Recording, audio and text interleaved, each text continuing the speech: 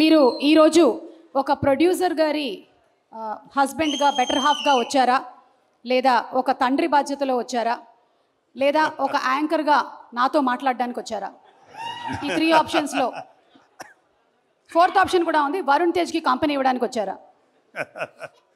లేదు సుమ అద్భుతంగా ఎంకరేజ్ చేస్తుంది కాబట్టి చూద్దామని వచ్చాను. మిగతా అన్ని పద్మజ గారు, ఐఎమ్ సో సారీ. తర్వాత thank you very much. And అంటే నేను స్టేజ్ మీదకి మాట్లాడే ఓపిక లేదు, అది కూర్చొని మాట్లాడతాను. ఇదే అనుకుని అందరూ వినండి. ఈ వంశీ ఏదో డైరెక్టర్ వంశీ తోటి ఒక ఐడియా, మన ఫణి గారు నాకు మంచి సన్నిహితుడైన వ్యక్తి, ఇలా ఒక కథ ఉంది వినండి అంటే నేను పెద్దగా పట్టించుకోవాలా, ఎన్నో కథలు వస్తుంటాయి ఏమి వినమంటున్నాడు నేను వదిలేశాను. ఈలోగా న్యూయార్క్ కూడా అని అడిగితే నేను వింటాను అంది. న్యూయార్క్ వినిన తర్వాత నన్ను అడిగింది, ఒక్కసారి ఈ కథ విను నాన్న, నాకైతే బాగా నచ్చింది అంటే, ఏముంది వీళ్ళు అంటుంటారు కదా. సరే నిన్న ఆ వంశీ అనే అబ్బాయి మాత్రం ఆల్మోస్ట్ ఫైటింగ్లు ఒకటిను డ్యాన్స్లు ఒకటి చేయలే, మిగతా అన్నీ స్క్రీన్ మీద చేసి ఇంక్లూడింగ్ హీరోయిన్ క్యారెక్టర్తో చేసి చూపించాడు. కాకపోతే ఆ పెర్ఫార్మెన్స్ కంటే కూడా బిహైండ్ స్క్రిప్ట్ ఎంత పవర్ఫుల్గా ఉందని నేను అది ఆలోచించాను. నాకు చాలా నచ్చింది. నాకు చాలా నచ్చిందంటే ఈ సినిమా పర్ఫెక్ట్గా ప్రజెంట్ చేస్తే మాత్రం మంచి సినిమా అవుతుంది, మంచి సక్సెస్ఫుల్ సినిమా అవుతుంది అని అప్పుడు నేను అనుకున్నాను. అయితే నేను ఒకటి అనుకుంటాం కుదరదు కదా, చాలామంది విని బాగుంది అనుకున్నారు. అయితే మధ్యలో ఒక నిహారిక అంటే తను ఒక మంచి నిహారిక జడ్జిమెంట్, నాకు చాలా నమ్మకం నిహారిక జడ్జిమెంట్ మీద, చాలా బాగా జడ్జ్ చేస్తుంది. ఎక్సెప్ట్ హర్ ఫస్ట్ ఫిలిం, మిగతా అన్నీ పర్ఫెక్ట్గా జడ్జ్ చేసింది. అది సినిమాలో యాక్టింగ్ కానీ లేకపోతే ఎస్పెషల్లీ ఈ ఓటీటీ ప్లాట్ఫామ్స్. సరే తనేమందంటే కొంచెం మరి ఆ కమర్షియల్ థింకింగ్ ఉంటుంది కదా, తనేమందంటే ఒక 2-3 నోన్ ఆర్టిస్టులతోటి, అందరూ న్యూ ఫేసెస్ కదా, నోన్ ఆర్టిస్టులతో చేస్తే బాగుంటుంది అని నిహారిక అంది. నాకేమనిపించింది అంటే, వాళ్ళు చెప్పినప్పుడు అందరూ కుర్రోళ్ళు ఫ్రెష్గా ఉన్నారు కదా, మళ్ళీ వీళ్ళ మధ్యలో ఒక నోన్ ఆర్టిస్ట్ ఏంటి, ఏదో నాకు అనిపించింది. బట్ నిహారిక ఆర్గ్యుమెంట్ ప్రకారం చూసుకుంటే అది ప్రొడ్యూసర్గా అది రైటే, కానీ నేను ఒక సినిమా చూసే వ్యక్తిగా ఇలా కొత్త కుర్రోళ్ళతోటి ఫ్రెష్గా, అంతకుముందు వాళ్ళ మీద ఎటువంటి ఇమేజ్ లేకుండా, అంటే కంటెంట్ మాత్రమే మన బ్రెయిన్లోకి వెళ్తుంది అనే నమ్మకంతో నాకు అది అనిపించలే. నేను అక్కడ డిఫర్ అయ్యాను నిహారికతోటి. బట్ అల్టిమేట్గా డైరెక్టర్ అనుకునేది చేశాడు.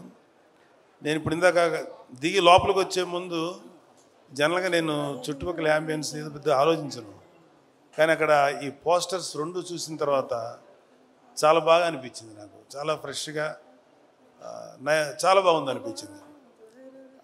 అంటే ఒక చిన్న నాస్టాలజీ ఫీలింగ్ ఏంటంటే, చిరంజీవి గారు మొదటి సినిమా పునాదిరాలు చేశారు.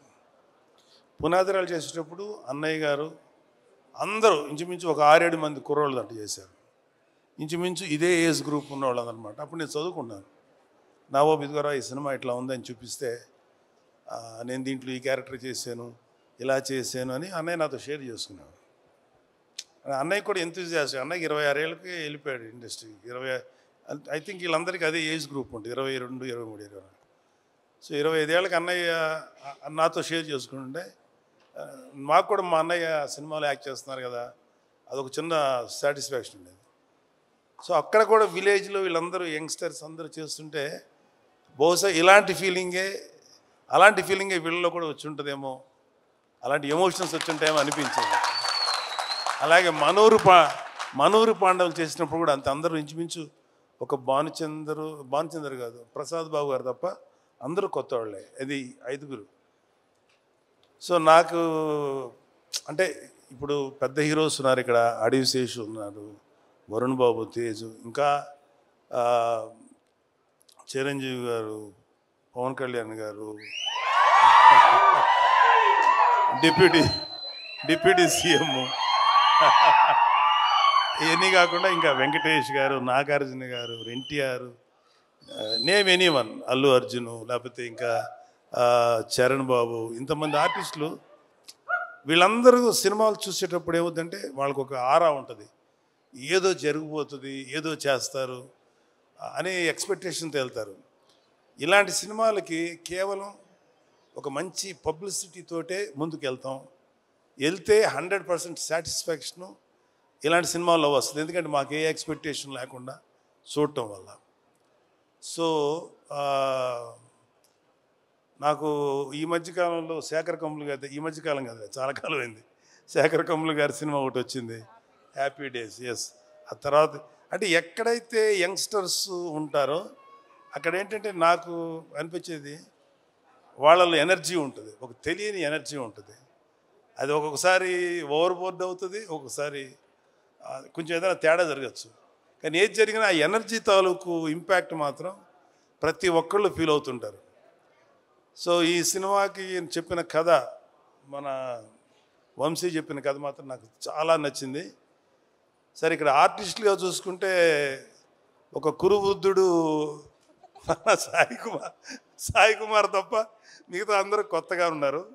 కానీ ప్రతి కుర్రోడి వెనకాల అవి కేవలం స్టిల్స్లా లేవు, వాళ్ళ వెనకాల వాళ్ళ యాటిట్యూడు, వాళ్ళ ఏదో ఫీల్ తెలుస్తుంది అక్కడ చూస్తున్నంటే. సో వీళ్ళల్లో ఆ కుర్రోడు అబ్బాయి పేరు ప్రసాద్ బెహ్రా, అబ్బాయిని కొంచెం టీవీలో చూసాం. మంచి డైలాగ్ రైటరు, కానీ అతనికి సినిమాలో చేయాలని కోరిక ఉంది. Prasad, you can try for a good dialogue writer, అది కూడా ట్రై చేయి. ఎందుకంటే కొన్ని ఎపిసోడ్స్ చూసాను టీవీల్లో, తను చేసింది చాలా బాగా రాస్తున్నాడు, చాలా కాంటెంపరీగా రాస్తున్నాడు. మిగతా వాళ్ళ గురించి నాకు ఇంకా డీటెయిల్ తెలియదు కూడా తప్పుగా అనుకోకుండా మీరు అందరూ డెఫినెట్గా ఎక్సలెంట్గా చేస్తుంటారు. నేను ఆ ట్రైలర్ చూసినప్పుడు మాత్రం నాకు చాలా బాగా చేశారనిపించింది అందరూ. అండ్ ఈవెన్ హీరోయిన్స్ వాళ్ళ పాత్రల పరిధికి చాలా బాగా చేస్తుంటారని ఎక్స్పెక్ట్ చేస్తున్నాను. మ్యూజిక్ డైరెక్టర్ అనుదీప్ కూడా చాలా మంచి సాంగ్స్ ఇచ్చారు కాకపోతే నాకు అనిపించింది ఏంటంటే అనుదీప్ కూడా ఒక క్యారెక్టర్ చేస్తుంటే ఏమైపోద్ది, ఇంతమందిలో అతను ఒక క్యారెక్టర్ చేస్తుంటే పోద్ది కదా ఒక క్యారెక్టర్ అనిపించింది. కానీ డైరెక్టరు నిన్ను తొక్కేసాడు అనుదీప్. మిగతా ఆర్టిస్టులు అందరూ కలిసి నిన్ను వస్తే నువ్వు ఎక్కడ డామినేట్ చేస్తావు, నిన్ను తొక్కేశారు, నిన్ను కేవలం బిహైండ్ ది కెమెరాను పెట్టారు. Thank you. అండ్ మా స్నేహితుడు, నా ఆత్మీయుడు, మా ఫణి, ఒక చిన్న అతను వేరే బిజినెస్లు ఎంతున్నా సరే అతనికి ఒక సినిమా చేయాలని ఒక చిన్న పిచ్చి అంటారా, లేకపోతే ప్యాషన్. తను ఏంటంటే నేను నిహారిక గారి బ్యానర్లో కలిసి చేద్దాం అనుకుంటున్నాను. ఎందుకంటే నిహారిక గారికి ఒక మంచి టేస్ట్ ఉంది, లేకపోతే ప్రొడక్షన్లో గ్రిప్ ఉంటుంది, జడ్జిమెంట్ బాగుంటుంది. సో తనతో చేస్తే నాకు కూడా ఒక టేస్ట్ ఉంది. సో ఒక మంచి ప్రాజెక్ట్స్ వస్తాయేమో అనే ఉద్దేశంతో అంటే నిహారిక ఒక మంచి కథ వినిన తర్వాతే డిసైడ్ చేస్తానని చెప్పింది. కథ వింది, చక్కగా నాకు చెప్పి అంత ఓకే అయింది. I'm very thankful to all of you. And ఈ సినిమా మాత్రం నాకెందుకో గట్ ఫీలింగు, అంటే ఈ సినిమా బేసిక్ కథ గుర్తుంది, నాకు చాలా సీన్స్ గుర్తున్నాయి. మధ్యలో 2-3 చోట్ల కొన్ని సీన్స్ వంశీ చెప్పినప్పుడు కొంచెం గొంతు చోక్ అయింది, అంటే కళ్ళనీళ్ళు రాక గొంతు అలా పట్టినట్టుగా అంటే పట్టింది. అంత బాగా ఎమోషన్స్ డీల్ చేశాడు. ఇంకా సినిమా గురించి చాలా చెప్పి సినిమాని చెడగొట్టడం నాకు ఇష్టం లేదు. కాకపోతే ఈ సినిమాలో ఒక ఫినిషింగ్ టచ్ మాత్రం మీకు ఎక్కడో ఎవరినో ఒక ప్రముఖ నాయకుడిని చూసిన ఫీలింగ్ అయితే వస్తుంది. అతను అది ఇప్పుడు నాయకుడు కాదు, ఎలక్షన్స్కి ముందు యుద్ధం చేసినటువంటి ఒక నాయకుడు మీకు గుర్తొస్తారు. అంతవరకు చెప్పలేదు. Thank you. And I'm very happy and I'm proud of my daughter. Course మా అబ్బాయిని చూసి కూడా గర్వపడుతున్నది వేరే సంగతి. మా అబ్బాయినే కాదు, మా మేనలుడు, ఇంక్లూడింగ్ అక్కడ అడిశేష్ ఉన్నాడు, నడివిశేషు కళ్యాణ్ బాబు గారిది పంజాలు యాక్ట్ చేసినప్పుడు అడివిశేష్ మీద కోపం వచ్చేంత విలన్ క్యారెక్టర్ చేశాడు. ఎవడరా బాబు ఇంత దుర్మార్గుల్లో ఉన్నాడు అనిపించింది. కానీ అతని ఇంటెన్స్ యాక్టింగ్ చూసి అమ్మాయి ఆ కోపం వచ్చిందంటే అర్థం ఏంటి, అతను అంత ఇంటెన్సిటీ అనిపించింది. ఆ తర్వాత అతను హీరోగా మారి వండర్ఫుల్ ఫిలిమ్స్ చేశారు. ఒకటే చెప్తున్నాను ఇవాళ ఇంకొక చిన్న విషయం. సుమా, కెన్ ఐ స్పీక్ సార్?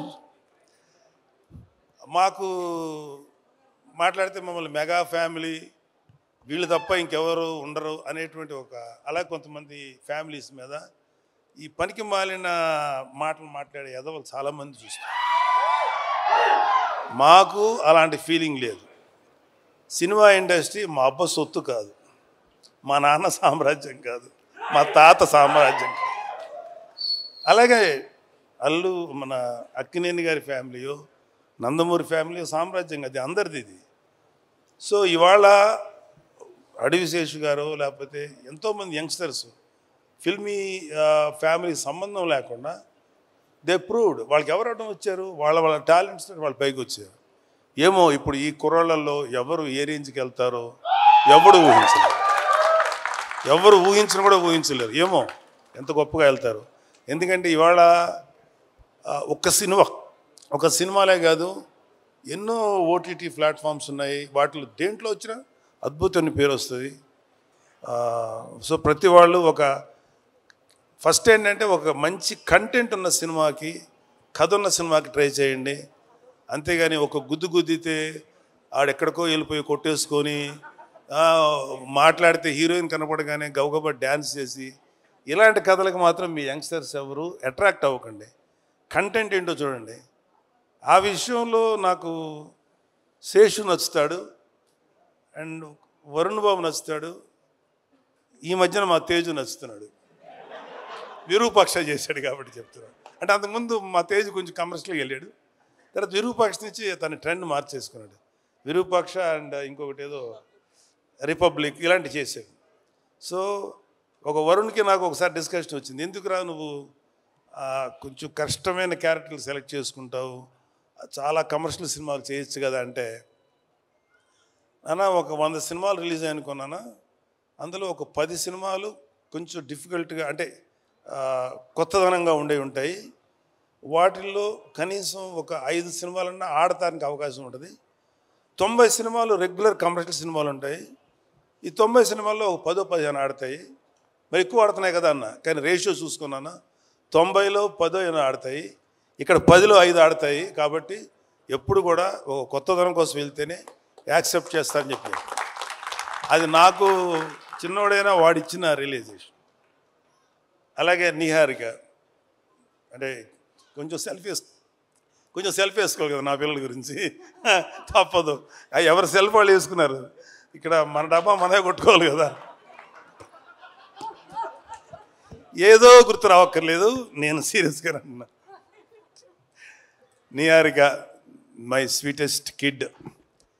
ఎంత స్వీటెస్ట్ అంటే ఇలాంటి చిన్న పిల్లప్పుడు ఒక 3 ఏళ్ళు ఆ టైం ఉన్నప్పుడు ఇంకా స్టార్ట్ అవుతుంది కదా. 4 ఏళ్ళ తర్వాత 5 ఏళ్ళ తర్వాత అమ్మ ఇండిపెండెంట్గా పడుకోండి అంటే ఆ బెడ్రూమ్లోకి వెళ్ళి పడుకునేది. వాళ్ళమ్మ వంటింటికి వెళ్ళాక సైలెంట్గా వచ్చింది, నేను ఇక్కడే పడుకుంటాను అనేది. సరే అమ్మ, మరి మీ అమ్మ తన్నేసి బయటికి పంపుతుంది కదా, అమ్మ చూడకుండా దాచిపెట్టేది. అప్పుడు నా షర్ట్ తీస్తే షర్ట్ లోపల దాక్కునేది. అప్పుడు ఇంత ఉండేది కదా, ఇంతే ఉండేది. దాక్కొని పడుకొని పద్మ వచ్చేది, ఎక్కడుందని దానికి తెలుసు, పడుకుంది. పద్మ లేదు, పద్మ ఇక్కడ అని చెప్పాడు. ఇలాగేదో. సో ఒకటే చెప్తున్నాను, ఇప్పుడు ఇందాక ఒక పాప ఎవరో ఎమోషనల్ అయ్యింది. ఇవాళ మన కళ్ళ ముందు ఆడపిల్లలు ఎంత గ్రోత్ చూపిస్తారు, ఎంత గొప్పగా ఎదుగుతారు అనేది మన సుమ. నాకు తెలిసినంత వరకు సుమ కామెడీగా మాట్లాడుతుంది, సరదాగా ఉంటుంది. కాబట్టి నేను ఎప్పుడు సుమాని కామెడీగా తీసుకోను. ఎందుకంటే నాకు తెలిసి ఈరోజు కాకపోయినా ఇంకొక 1 year తర్వాత 2 years తర్వాత అయినా డెఫినెట్గా సుమ ఒక legendary anchor, legendary host. Suma చాలా గ్లామరస్గా స్టైలిష్గా ఉండదు. సుమ ఎక్కువ ఏమన్నా, కానీ సుమ స్టేజ్ ఎక్కిందంటే దుమ్ము దులిపేస్తుంది. నేను చూసింది సుమ ఉందా, పర్లేదు కొంచెంసేపు మనకి టైం పాస్ అవుతుంది అని. అలా ఉంది సుమ. జబర్దస్త్ వాళ్ళ అదృష్టం ఏంటంటే అప్పటికి జబర్దస్త్ వాళ్ళు రాకముందు సుమ ఇండస్ట్రీకి వచ్చింది. సుమ జబర్దస్త్కి రాకుండా చాలామందిని కాపాడింది. అంత గొప్ప అంటే ఆడవాళ్ళల్లో అంత కామెడీ ఉంటుంది అనేది నాకు కూడా అందలేదు. సుమను చూసిన తర్వాత అమ్మ తక్కువ వాళ్ళు కాదురా బాబు. అలాగా ఆడపిల్లలందరూ కూడా జస్ట్ బ్రేక్ యువర్ చైన్స్. ఎవడు కూడా మిమ్మల్ని ఆపడానికి ట్రై చేస్తే మాత్రం మీరు ఆకండి. Prove yourself. The world is yours. ఈ ప్రపంచం మగవాళ్ళది ఒక్కడిదే కాదు, ఆడపిల్లలది కూడా, మీది కూడా. అలాగే ఆడపిల్లలు కూడా ఒకటి గుర్తుపెట్టుకోవాల్సింది ఏంటంటే లిమిటెడ్ థింకింగ్లో ఉండకండి. అమ్మో వాడికి వెళ్తే ఆయన ఏమంటారు, లేదా సార్ ఎవడి కోసం ఎవడు భయపడక్కర్లా. ఇవాళ your all in safe hands. ఇవాళ అటు తెలంగాణలో కానీ ఆంధ్రాలో కానీ ఆడపిల్లలకి అద్భుతమైన సేఫ్టీ ఉంది. ఎవడైనా ఆడపిల్లల్ని కానీ ఏదైనా చేస్తే మా దృష్టికి వస్తే మడత పెట్టి లోపల పెడతాం, తాట తీస్తాం. Don't worry.